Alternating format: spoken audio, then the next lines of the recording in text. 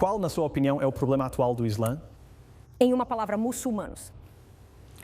Nós somos o problema do Islã hoje. Os mulás são todos ruins. Todo mundo pensa por si mesmo. Eles são todos... ok, vamos lá. Muitos deles são ruins. Muitos deles são ruins. Não seja um jornalista típico. Muitos deles são ruins. Não faça isso. Muitos deles são ruins. Eu li 2 dos seus livros. Eles não ficaram muito bons. Não polarize eles. Muitos deles são ruins. A média mediação não quer que você veja esse debate. Dá uma olhada. Bem-vindo, Irshad, ao Head to Head. Obrigado por se juntar a nós. Vamos iniciar essa discussão com a principal pergunta, já que muitos te conhecem pelo seu primeiro livro, O Problema do Islã Hoje. Qual o problema do Islã hoje, na sua opinião? Em uma palavra, muçulmanos. Nós somos o problema do Islã hoje. Nós permitimos que a cultura tribal colonizasse a fé do Islã. Mas a boa notícia ao dizer isso é que nós também somos a fonte da reforma. Ou seja, podemos literalmente buscar inspiração em nossa própria escritura, no Alcorão, para reformar nossos corações, nossos espíritos e nosso ser. E uma passagem que foi profundamente inspiradora para mim é aquela que diz: crentes, conduzam-se com justiça e deem testemunho verdadeiro diante de Deus. E aqui está a parte revolucionária. Mesmo que seja contra vocês mesmos, seus pais ou seus parentes, isso é um chamado para coragem moral. Isso é um chamado para se levantar quando os outros querem que você se sente. E isso faz parte do que torna o Islã, como fé, revolucionário no século XXI, não apenas no 7º. É interessante ouvir isso, pois muitos de seus críticos, especialmente na comunidade muçulmana, têm objeções a você há anos. Pelo que entendi, você aponta um problema no Islã, mas muitos muçulmanos, incluindo eu, acham que o problema está nos próprios muçulmanos. Claro, muitos muçulmanos precisam de reforma, mudança ou revolução, como preferir. Mas o Islã é a religião. Não misture o Islã nisso. Qual sua posição? O problema está nos muçulmanos. No entanto, Mehdi, vamos nos perguntar: o que é o Islã? O Islã não é uma teoria. O Islã é um modo de vida, e somos nós, muçulmanos, que definimos o que é esse modo de vida. E então, se estamos impedindo uns aos outros de expressar nossa diversidade, a mensagem que estamos enviando uns aos outros, não só para o resto do mundo, mas entre nós mesmos, é que isso é o Islã. Eu não aceito isso. Cultura tribal não é Islã, mas fizemos de nós mesmos o problema em relação ao Islã. Miriam Francois Saroy também está aqui, jornalista, apresentadora e acadêmica. O que achou do que o Dr. Hadi disse? Na verdade... Acho que parte do problema é voltarem àqueles versículos. Eu acabei de dar um curso sobre extremismo religioso e os extremistas são, de modo geral, indivíduos politizados que atuam em um contexto onde o vocabulário dominante é o Islã. Esse é o linguagem da sociedade em que eles atuam e, portanto, para serem ouvidos pela população, é claro que eles se expressam fazendo referência ao Islã. Essa é uma área especializada. Quando eu tenho um problema médico, jurídico ou financeiro, eu procuro os especialistas. Estamos falando de espiritualidade, estamos falando de religião e fé, estamos falando sobre o além. Não gostaria de permitir que leigos começassem. Irshad, você está irritando os especialistas. Você está fazendo um Islã por conta própria? Não, espiritualidade. Não me entenda mal. Eu entendo muito bem.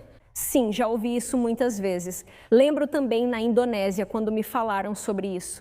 E um estudioso, um especialista credenciado sentado bem ao meu lado, disse para a pessoa que defendia esse mesmo ponto: Senhor, ele disse: se você vai tão longe a ponto de comparar espiritualidade com medicina ou contabilidade, bem, na medicina existe um princípio chamado primeiro, não causar dano.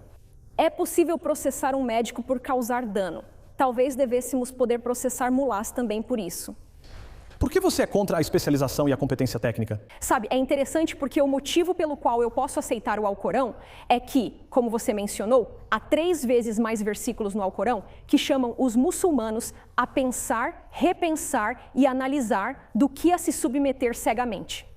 Então, por esse critério, na verdade, todas as criaturas de Deus, especialmente os muçulmanos, são chamadas a continuar pensando. Não é sobre especialização. É sobre lembrar, Senhor, que você não é Deus e eu não sou Deus. E, portanto, nenhum de nós pode afirmar ter a interpretação correta. Você eliminaria todos os estudiosos, imãs e mulás, como você os chama? Qualquer um deles acabaria com tudo isso? Eu ajudaria a preparar uma nova geração de muçulmanos com autoconfiança para reconhecer que eles têm permissão para pensar por si mesmos. Não, nós entendemos o que é pensar por nós mesmos. Eu penso por mim mesmo há 33 anos, eu não precisei da permissão de ninguém. Pergunto especificamente sobre criar leis, compreender versículos do Alcorão, tradições do Islã e entender o que são a ética e a ética islâmica. Como que cada pessoa pode simplesmente inventar isso conforme vai vivendo? Certamente, em toda religião, em toda sociedade, em qualquer área da vida, você recorre a especialistas, pessoas com conhecimento específico. Bem, de novo, que nem você nem eu temos. Bem, espere um minuto. Como vimos no colapso econômico global de 2008 que os especialistas não previram, muitas vezes eles não são realmente especialistas, certo?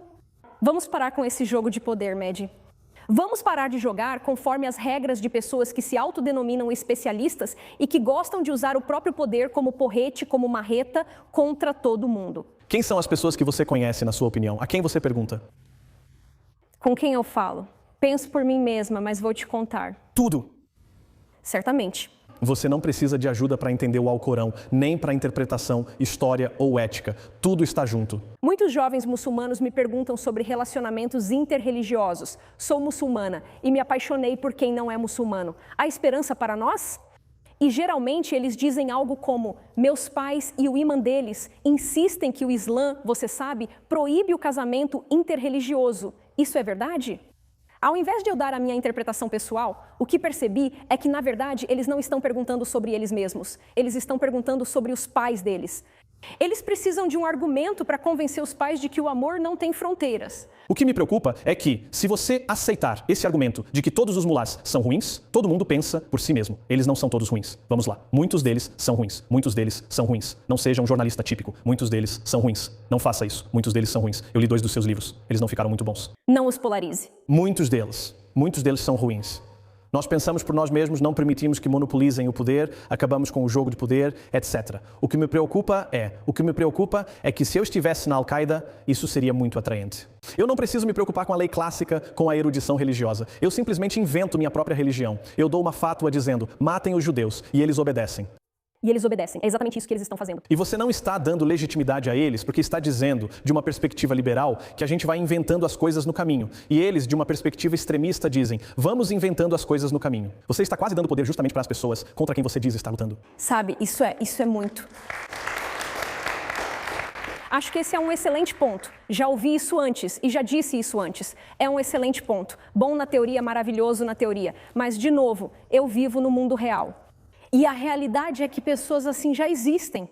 E é por isso que pensadores progressistas, e eu gostaria que houvesse mais pessoas em posições de autoridade religiosa que pegassem esse poder e realmente democratizassem o ijtihad. Para que os jovens saibam que merecem refletir sobre essas questões por si mesmos. Sim, de uma forma não violenta. Mas, na verdade, desenvolver esse relacionamento pessoal com Alá, em vez de acreditar que estão aqui para adorar os embaixadores autoproclamados de Alá. Antes de continuarmos, só para explicar aos telespectadores, você fala sobre ijtihad. Como o define? Ijtihad é a própria tradição do Islã de pensamento independente, de raciocínio crítico, de debate, discordância e reinterpretação. E sim, eu já ouvi 1000 vezes que só certas pessoas podem exercer o ijtihad, mas até isso é motivo de debate. Vou retomar o ponto que você citou. Evitar o jogo do jornalismo e da polarização. Não vamos generalizar, é um ponto muito bom. Fico feliz que você tenha mencionado isso porque reli ambos os seus livros e me peguei concordando com muitas passagens dizendo: eu concordo com isso. Ela tem razão sobre como mulheres são tratadas em muitos países muçulmanos e em muitas comunidades muçulmanas. Ela está certa sobre a violência, a predileção por ela e também sobre ignorância, pensamento crítico e outros pontos. É aqui que discordamos. Li seus livros e vejo polarização. Você pinta tudo em preto e branco. O Ocidente é ótimo, o mundo muçulmano é atrasado e eles não pensam por si mesmos. Eles não pensam, são apenas autômatos, como você disse no início. Então eu tenho que dizer que você está lendo esses livros a partir da sua perspectiva particular. O que eu faço com essa frase? Uma frase. Pelo Código de Honra Árabe, os muçulmanos são ensinados a abdicar da nossa individualidade e aceitar nosso destino como propriedade de nossas famílias. Bem, todos nós, 1 bilhão e 600 milhões de pessoas, eu não faço isso. Meus pais não fizeram isso, nem meus amigos. Ao dizer que 1 bilhão de muçulmanos precisa de permissão para pensar, você não fala só de árabes. Estou dizendo que ainda existe muito medo entre a nova geração. Quando fui ao Cairo há 5 anos mesmo, sabe? Grandes protestos contra o regime Mubarak. Uma jovem se aproximou de mim e disse: Irshad, eu sei que você recebe muitas perguntas de jovens muçulmanos. Aqui está a minha. Ela disse: eu me apaixonei por um homem judeu e não sei como contar para meus pais. Ela disse: aqui estou eu, arriscando minha vida para conseguir uma mudança política no meu país, o Egito. Mas o mais assustador para mim é conversar com a minha própria família sobre o amor. É assustador. Por que não dizer que algumas mulheres no Egito precisam de permissão para pensar livremente? Por que dizer 1 bilhão de muçulmanos? Por que ceder aos islamofóbicos que você citou, sugerindo que 1 bilhão de muçulmanos não pensam por si? Ao ler meu argumento no contexto, você percebe que trago nuances e diferentes tons de cinza. Mas é claro, como qualquer pessoa que está defendendo um argumento específico, você faz afirmações pontuais para reforçar seu ponto de vista. Se você quer conquistar os muçulmanos e reformar a comunidade, dizer coisas como temos que reconhecer a cumplicidade muçulmana no Holocausto. Sim, sim. Como se fosse cumplicidade muçulmana, como se fosse assim, eu sou cúmplice do Holocausto? Eu acho que qualquer pessoa que negue que os muçulmanos tiveram um papel muito importante no Holocausto. Acho que um muçulmano palestino é o exemplo. Mais que só um palestino. Muçulmano. E quanto a todos os muçulmanos que morreram lutando contra Hitler, o que você faz com a memória deles? Eu escrevo sobre isso em Alá, Liberdade e Amor, é o que faço. Então você renegou as declarações do seu primeiro livro que falavam sobre cumplicidade muçulmana? Não. Assim como eu não renego a ideia de cumplicidade cristã no Holocausto. Eu só estou dizendo que nós, muçulmanos... Você generaliza. Para você, tudo se resume a muçulmano. Nós, muçulmanos, temos muito o que recuperar no quesito dissidência. Uma coisa que não tivemos tempo de falar, se o tempo permitisse, é que, por exemplo, você tem opiniões que a maioria dos muçulmanos não tem, a grande maioria. Por exemplo, você acredita que o Alcorão é um livro imperfeito, um livro com falhas, um livro contraditório. É muito difícil para você reunir muçulmanos para falar sobre esse assunto porque eles simplesmente não concordam com você. Claro, claro. É claro que há muitos muçulmanos que não concordam comigo. E talvez haja muitos que concordem, até mesmo nesse ponto. Mas você com certeza reconheceria isso. Com certeza você reconheceria que é muito menos assustador se manifestar em apoio ao Alcorão perfeito do que falar sobre contradições dentro do Alcorão. Esse não é o ponto, mas esse é o ponto. No, but that is the point. É sobre violência. Muitos muçulmanos concordam com você. Sobre o Alcorão, a maioria discorda, por isso é difícil dividirem o mesmo palco com você. Como afirmar que a maioria discorda se não vivemos em um mundo onde seja seguro falar abertamente sobre o que pensam do Alcorão, inclusive ou especialmente muçulmanos? Como afirmar que a maioria discorda? Muito bem, uma grande salva de palmas aqui para Irshad Manji, que eu acho que deu trabalho para Mehdi Hasan nesse debate sobre extremismo islâmico. Ela está tentando argumentar que, sabe, e acho que fez isso muito bem, parem de tentar encobrir o islamismo. Parem de tentar encobrir o terrorismo. Sabe, sejam honestos sobre o fato de que existem problemas. Precisamos olhar para nós mesmos no espelho. E, obviamente, tipicamente, sabe, como um típico auto-intitulado muçulmano, pacífico e moderado, Mehdi Hasan vai lá e encobre os islamistas. Não vamos condená-los. Não vamos, sabe, tentar separá-los do Islã, porque, sabe, eles nem estão conectados de verdade, certo? E sabe, ela está dizendo que se você vai se chamar de religião da paz, você precisa se reformar. Você precisa deixar claro que essas coisas não são aceitáveis, que isso não é aceitável e assim por diante. E ele diz: não, nós não precisamos nos reformar, não precisamos nos olhar no espelho de jeito nenhum, sabe? E existem vídeos na internet do Mehdi Hasan claramente fazendo declarações de cunho islamista no passado. Quando veio ao Ocidente, ele se reformou e tentou se misturar, se assimilando. Mas eu realmente acredito que ele ainda é aquele cara que, você sabe, fez aquelas declarações no passado. E talvez ele tenha mudado um pouco. Mas a realidade é que existem tantos muçulmanos que, mesmo que eles não necessariamente tenham essas crenças extremas, eles vão acobertar pessoas que têm, sabe? Eles vão dizer: não precisamos passar por um processo de reforma, não precisamos nos olhar no espelho. Não precisamos mudar. E então, para reiterar, isso seria principalmente bom para a comunidade muçulmana, se reformar, mudar, se olhar no espelho, assumir responsabilidade.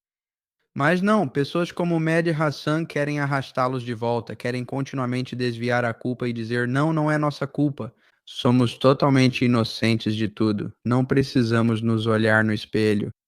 E isso é um grande problema, e é o motivo pelo qual existem tantos países muçulmanos hoje em dia onde as crianças estão sendo doutrinadas no jihadismo. Os líderes mais extremistas estão sendo eleitos em todo o Oriente Médio. Isso está mudando um pouco na Arábia Saudita, no Catar e outros países que tentam se modernizar. Porém, ainda financiam a Irmandade Muçulmana e continuam envolvidos com o jihadismo. É um problema.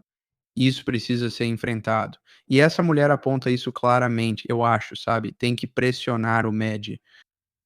Então, sabe, parabéns para ela por fazer isso. E vozes como a dela, vozes muçulmanas moderadas, precisam ser elevadas enquanto o extremismo é combatido.